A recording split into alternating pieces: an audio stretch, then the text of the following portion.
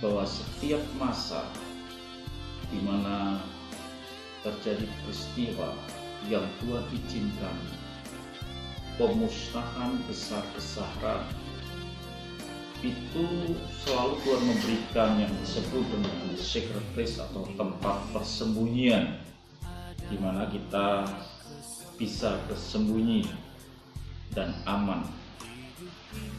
Hal itulah yang menyebabkan seorang Daud berkata di dalam Mazmur 91 ayat yang pertama, orang yang duduk dalam lindungan yang maha tinggi dan bermalam dalam naungan yang maha kuasa akan berkata kepada Tuhan, tempat perlindunganku dan kubu pertahananku, Allah yang kupercaya.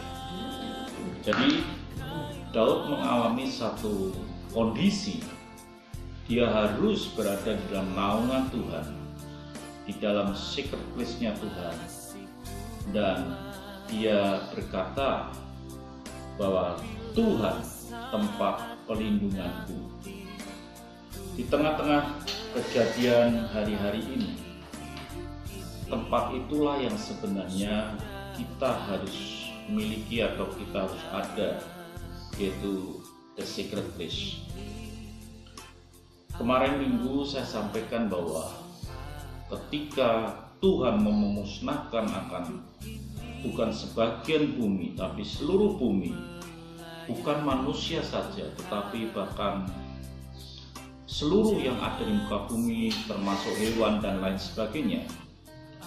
Tuhan berkata kepada Nuh pada waktu itu, sebab sesungguhnya aku akan mendatangkan air bah meliputi bumi untuk memusnahkan segala yang hidup bernyawa di kolong langit, sebab yang ada di bumi akan mati binasa. Jadi ada satu kondisi di mana mereka semua akan binasa, semua yang bernyawa, ikan bernyawa, bahkan semua yang bernyawa akan mengalami yang disebut dengan kebinasaan. Tetapi ada satu kelompok kecil yang namanya keluarga daripada Nuh itu diselamatkan.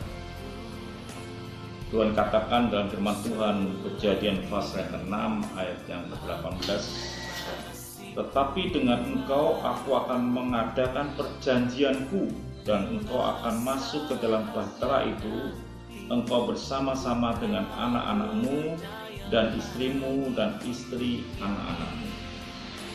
Jadi keselamatan yang Tuhan berikan itu satu keselamatan yang betul-betul utuh, bukan sebagian tetapi yang disebut dengan keluarga.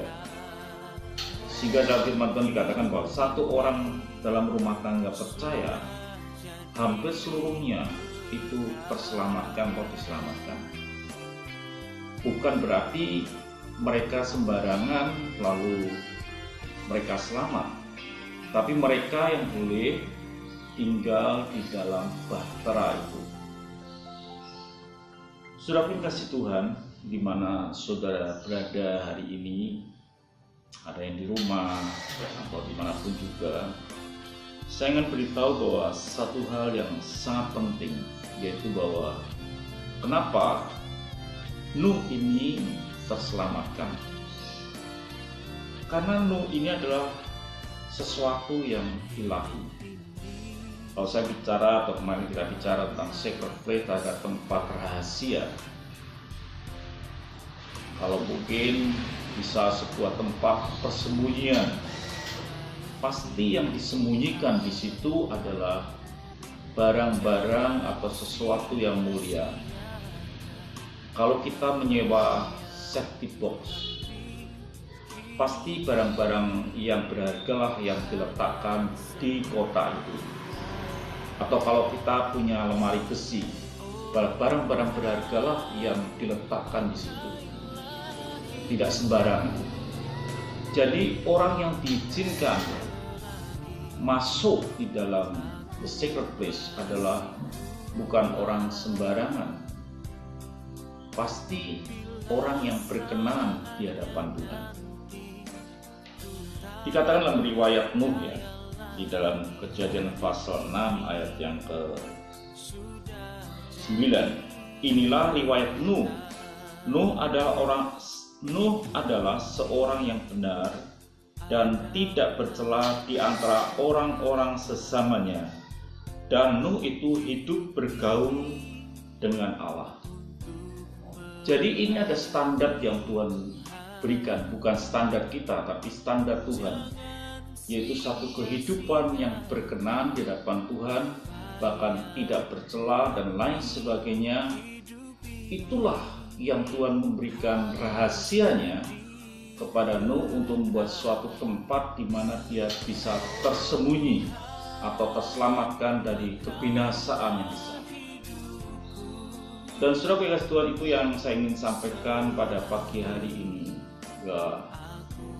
renungan singkat ini, bahwa ada bagian yang perlu kita buat, yaitu kita mesti hidup benar di mata Tuhan di masa-masa sulit ini, supaya kita ini dibawa Tuhan di tempat persembunyian, diizinkan Tuhan masuk di tempat persembunyian Tuhan.